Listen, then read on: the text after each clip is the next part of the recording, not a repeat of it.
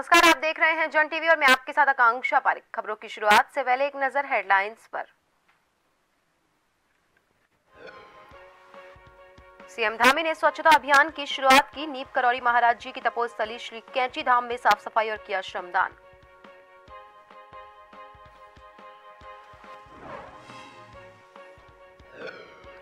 जनवरी को सीएम धामी और अध्यक्ष भट्ट रहेंगे प्रवास पर। जोशीमठ में कार्यकर्ताओं के साथ करेंगे हवन। प्राण प्रतिष्ठा पर नहीं जाएंगे पूर्व सीएम हरीश रावत अयोध्या।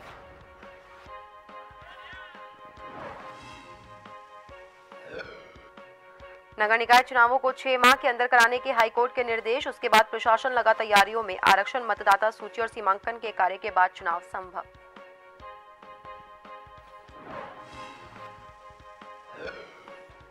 रुद्रप्रयाग में 3 दिवसीय कृषि पर्यटन और सांस्कृतिक विकास महोत्सव की शुरुआत। प्रभारी मंत्री सौरभ बहुगुणा ने की शिरकत। वेटनरी कॉलेज खोलने का रखा सुझाव।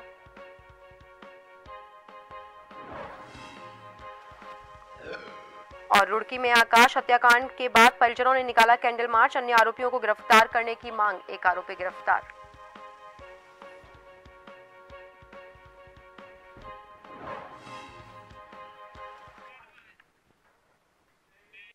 और अब खबरें विस्तार से। 22 जनवरी को अयोध्या राम मंदिर प्राण प्रतिष्ठा के दिन उत्तराखंड में वृहद स्तर पर कार्यक्रम आयोजित किए जाएंगे। और इतना ही नहीं, राम मंदिर प्राण प्रतिष्ठा के दिन मुख्यमंत्री पुष्कर सिंह धामी और भाजपा के प्रदेश अध्यक्ष महेंद्र भट्ट का भी प्रवास का कार्यक्रम है। इस दिन भाजपा प्रदेश अध्यक्ष महेंद्र भट्ट जोशीमठ में रहेंगे और वहां भाजपा पदाधिकारियों और कार्यकर्ताओं के साथ मंदिर में पूजा, कीर्तन और हवन करेंगे। इसके साथ ही मुख्यमंत्री पुष्कर सिंह धामी कहां प्रवास करेंगे ये अभी तय नहीं हुआ है। जल्द सीएम के प्रवास स्थल को भी तय किया जाएगा। इसकी जानकारी भाजपा प्रदेश अध्यक्ष महेंद्र भट्ट ने दी।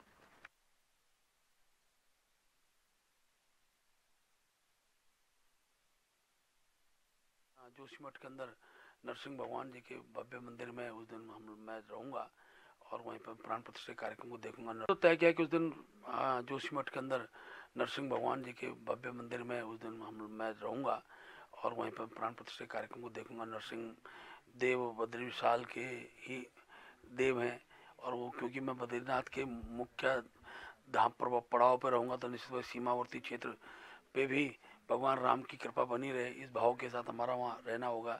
पूरे जोशीमठ के नागरिक वहाँ पहुँचेंगे, वहाँ की मातृशक्ति आएंगी। एक अच्छा उत्साह का कार्यक्रम है। मुख्यमंत्री के साथ चर्चा हो रही है और उनके लिए भी भव्य स्थान निश्चित रूप से तय किया जाएगा। 22 जनवरी को अयोध्या में श्री राम मंदिर का प्राण प्रतिष्ठा का एक भव्य आयोजन होना है, जिसको लेकर बीजेपी की ओर सभी दलों के नेताओं को निमंत्रण पत्र भेजे गए हैं। लेकिन कांग्रेस के कई नेताओं के बयान सामने आ चुके हैं कि वो इस कार्यक्रम का हिस्सा नहीं बनेंगे। उत्तराखंड के पूर्व मुख्यमंत्री और वरिष्ठ नेता हरीश रावत का भी यही कहना है कि वो श्री राम के दर्शन के लिए जाएंगे तो जरूर, लेकिन प्राण प्रतिष्ठा के दिन बीजेपी के निमंत्रण पर नहीं जाएंगे, क्योंकि बीजेपी इस आयोजन को चुनावी आयोजन बनाना चाहती है। इसीलिए कोई भी दल का नेता या श्री राम भक्त इस कार्यक्रम में क्यों ही शामिल होगा। अपनी सुविधा और भगवान की आज्ञा से ही जाते हैं दर्शन करने के लिए। जो भी तीर्थ स्थानों पर जाते हैं, ये हमारी सनातन परंपरा है और हम बिल्कुल जाएंगे। राम हमारे लिए आस्था है, राम हमारे लिए विश्वास है, राम हमारे लिए सब कुछ है। हम जरूर जाएंगे और मगर जब आदेश होगा तब जाएंगे। मगर भाजपा के निमंत्रण पर कोई क्यों जाएगा?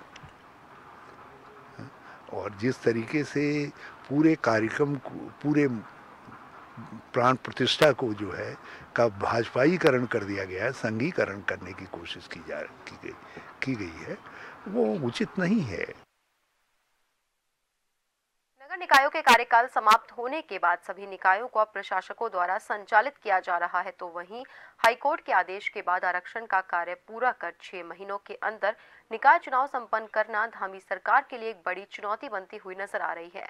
इस बात को लेकर कैबिनेट मंत्री प्रेमचंद अग्रवाल ने कहा कि स्वाभाविक रूप से चुनाव संपन्न कराने के लिए आरक्षण, मतदाता सूची और सीमांकन के सारे विषयों पर काम करना होगा। इसके साथ ही उन्होंने कहा कि जैसे ही आरक्षण का काम पूरा होगा, एकल आयुक्त द्वारा रिपोर्ट जारी होगी। उसके बाद अन्य विषयों पर काम करके 6 महीनों के अंदर नगर निकाय चुनाव संपन्न करवाना संभव होगा।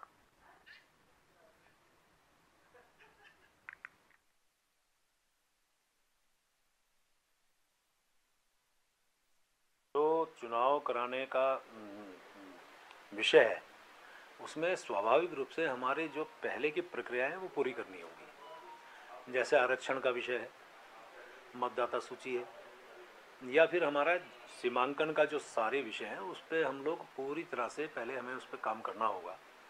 और मैंने पहले भी कहा था, मैं आज फिर दोहरा रहा हूँ, जैसे ही हमारा आरक्षण का विषय पूरा होगा और जब वो सरकार को हमारे जो एकल आयोग है अपनी रिपोर्ट देगा, अन्य विषय पे हम लोग लगे हैं, जब ये पूरे होंगे तो निश्चित रूप से हम चुनाव 6 महीने की जो डेडलाइन है उसमें हम कराने का पूरा प्रयास करेंगे। क्योंकि रुद्रप्रयाग के 1 दिवसीय दौरे पर पहुंचे सूबे के पशुपालन और जनपद प्रभारी मंत्री सौरभ बहुगुणा ने 3 दिवसीय प्रथम कृषि पर्यटन और सांस्कृतिक विकास महोत्सव में शिरकत की। आपको बता दें कि रुद्रप्रयाग के विकास खंड के जखौली क्षेत्र की बड़मा पट्टी में पहली बार बड़मा महोत्सव का आयोजन किया गया। मेले के दूसरे दिन प्रदेश मंत्री सौरभ बहुगुणा, पूर्व मुख्यमंत्री उत्तराखंड भगत सिंह कोश्यारी, जिला पंचायत अध्यक्ष अमरदेई शाह आदि ने दीप जलाकर महोत्सव का उद्घाटन किया। प्रभारी मंत्री सौरभ बहुगुणा ने क्षेत्र में प्रस्तावित सैनिक स्कूल पर चल रहे विवाद को उच्च स्तर पर उठाने का आश्वासन भी स्थानीय जनता को दिया। इसके साथ ही उन्होंने सैनिक स्कूल के लिए प्रस्तावित भूमि पर वेटरनरी कॉलेज खोलने का सुझाव भी मंच से पेश किया।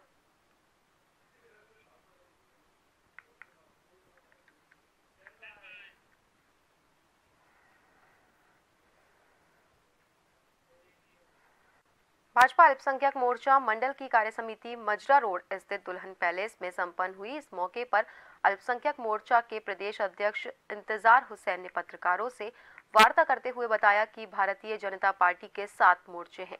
7 मोर्चों का कार्यक्रम निश्चित रूप से चल रहा है। सभी जिलों में हमारी कार्यसमिति संपन्न हो गई है, कुछ जिलों में बाकी है, वहां चल रही है। उसके बाद हम मंडलों की कार्यसमिति कर रहे हैं। उन्होंने बताया कि 2024 का चुनाव नजदीक है। फरवरी के आखिरी सप्ताह में आचार संहिता लगेगी और मार्च और अप्रैल में 2024 का चुनाव होगा। इसको देखते हुए पूरे प्रदेश में अल्पसंख्यक मोर्चा जुड़ रहा है।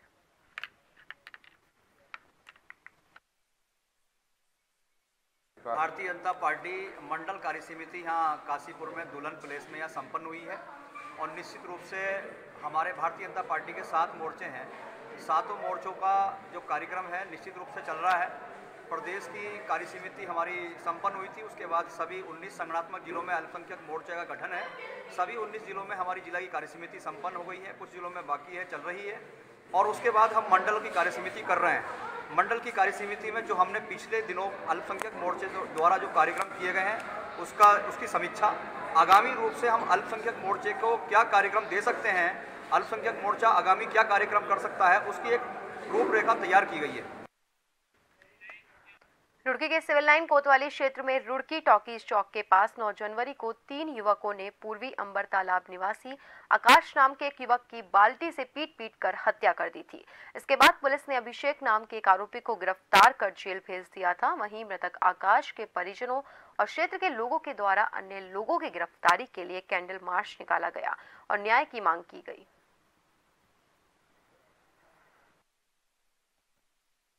डाला जा रहा कि हमारा बेटा आकाश था, उसकी शांति के लिए और इंसाफ के लिए, इंसाफ चाहिए। क्या हुआ था? इंसाफ, उसको मार दिया। वहाँ पर आईटी की दुकान करता था वो, अंडे तो बेमतलब मारा गया वहाँ पर। मांग है, क्या चाहते हैं? हम इंसाफ चाहते हैं कि या तो हमें औलाद ला के दे दे और ये इंसाफ हमें मिलना चाहिए। एक साथी जिसका नाम आकाश, उसे इतना मारा गया कि हॉस्पिटल में उपचार के दौरान उसकी मौत हो गई। प्रशासन के द्वारा एक व्यक्ति को पकड़कर जेल भेजा गया है। आज यहाँ हम शताब्दी द्वार पर भाई आकाश की आत्म शांति के लिए हम लोगों ने उन्हें श्रद्धांजलि देने के लिए कैंडल मार्च निकाला है। मैं परिवार के लोगों को यही कहना चाहता हूँ, समाज की ओर से आश्वासन देना चाहता हूँ कि पूरा समाज आपके साथ खड़ा है, समाज का प्रत्येक वर्ग आपके साथ खड़ा है। और जब तक आकाश के हत्यारों को हम जेल ना भिजवाते, जब तक उन लोगों को हम फांसी के फंदे पर ना लटकवा दें, तब तक हम चैन से बैठने वाले नहीं हैं। सीमांत उत्तरकाशी में ग्राहक सेवा केंद्र के नाम पर टेक्नोलॉजी प्राइवेट लिमिटेड कंपनी पर 250 युवाओं से सिक्योरिटी के नाम पर 15 से 40 हजार रुपए प्रति सीएसपी से लेने का आरोप लगा है। उत्तरकाशी के पूर्व डीएस रहे करण सिंह पवार का कहना है कि एफआई कंपनी ने सीएसपी ग्राहक सेवा केंद्र संचालक से गलत तरीके से पैसा लिया है। वहीं उनका मानना है कि सीएसपी के पोर्टल से खुद प्रिंटर के नाम से पैसा काटा जाता है, जो कि उचित नहीं है। वहीं सभी बेरोजगार युवा एसपी उत्तरकाशी से मिलकर कंपनी के खिलाफ शिकायत पत्र एफआईआर दर्ज कर रहे हैं। तो कंपनी के द्वारा मुझे यहाँ पे डिस्ट्रीब्यूटर तैनात किया गया था टिहरी, उत्तरकाशी, 3-4 जिलों में। मैंने कंपनी की गाइडलाइन के अनुसार जो कंपनी के द्वारा मुझे कहा गया है कि सब लोग जो है 15,500, कुछ लोगों ने 20,500, किसी लोगों ने 35,000 रुपये जमा किए हैं सीएसपी ने, और वो सारे जो है कंपनी के खाते में गया है। हमने पूछा है ये पैसा किस चीज़ का ले रहे हैं आप, उन्होंने कहा कि ये बैंक की सिक्योरिटी है, जिस दिन ये लोग छोड़ेंगे, जिस दिन ये लोग अगर नहीं करना चाहेंगे तो उस दिन इनकी सिक्योरिटी वापस कर दी जाएगी। मेरे पोर्टल से मुझे बिना सूचना से 20,000 रुपये मेरे पोर्टल से काटा गया।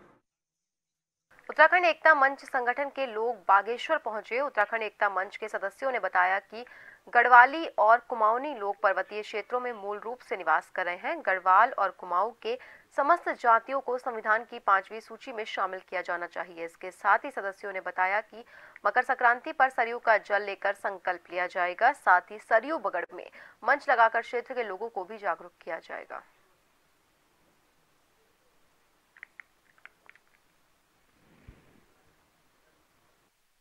उत्तराखंड के पर्वतीय क्षेत्रों में संविधान की 5वीं अनुसूची को लागू करे।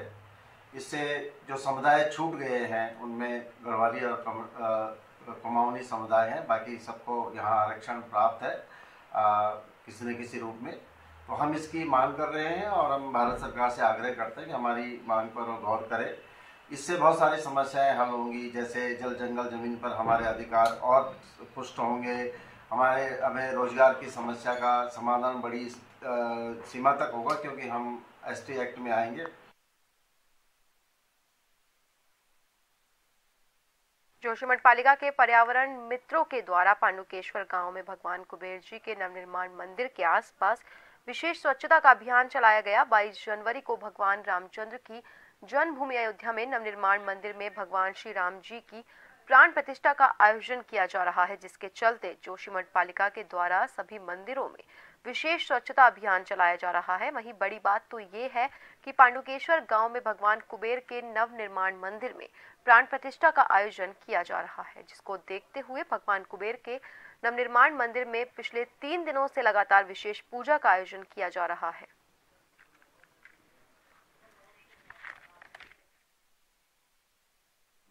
तांडव नृत्य का आयोजन किया गया, जो कि तकरीबन 12 सालों के बाद देखने को मिला, और आखिरी दिन पर भव्य मेले का आयोजन किया गया। वहीं स्थानीय ग्रामीणों का इस दौरान कहना है कि पांडव नृत्य का आयोजन इसीलिए करते हैं ताकि गांव से पूरे क्षेत्र में खुशहाली बनी रहे। इसके साथ ही लंगसी गांव में इस कड़ाके की ठंड में भी पांडव नृत्य का आयोजन किया गया।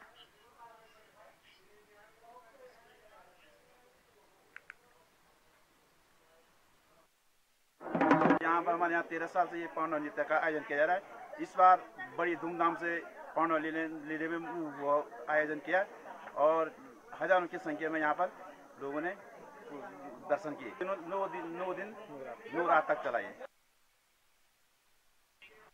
खबर उत्तरकाशी के भकौली गांव से है, जहां पर भकौली गांव के युवा अब गिडारा बुग्याल के प्रचार प्रसार के साथ झीलगाड़ा वाटरफॉल के प्रचार प्रसार में जुट गए हैं। युवाओं ने पहले इस वाटरफॉल का स्थलीय निरीक्षण किया, फिर इस पर्यटन विभाग से इसे विकसित करने की मांग की। पर्यटन विभाग की ओर से समिति से कुछ जानकारी मांगी गई। गिडारा बुग्याल पर्यटन उत्थान समिति के अध्यक्ष संदीप राणा का कहना है कि जल्द पर्यटन विभाग को जानकारी उपलब्ध कर दी जाएगी।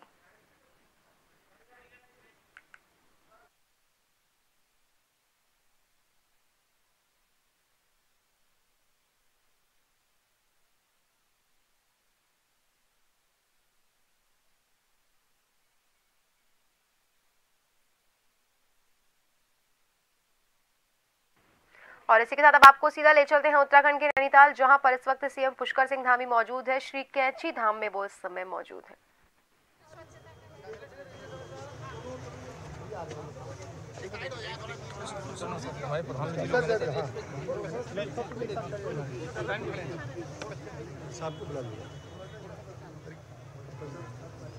हमने गाड़ी में छोड़ा है यहाँ पे जमाएंगे कुछ तुम लोग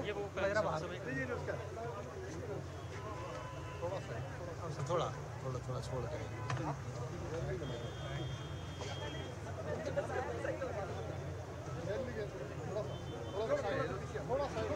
बाबा हम पीछे बहुत निकल जाएंगे, हम भी उनसे पहले है ना, थोड़ा साइड में रहेंगे, थोड़े ना पीछे हो जाओ आप आगे इधर को थोड़ा पीछे फोटो। मऊ के दक्षिण टोला थाना क्षेत्र के हकीकतपुरा इलाके में आज उस वक्त हड़कंप मच गया जब कड़ाके की ठंड में अलाव जलाते समय ब्लास्ट हो गया, जिसमें 7 लोग झुलस गए। वहीं आनन फानन में सूचना मिलने पर मौके पर पहुंची पुलिस ने घायलों को जिला अस्पताल में भर्ती करवाया।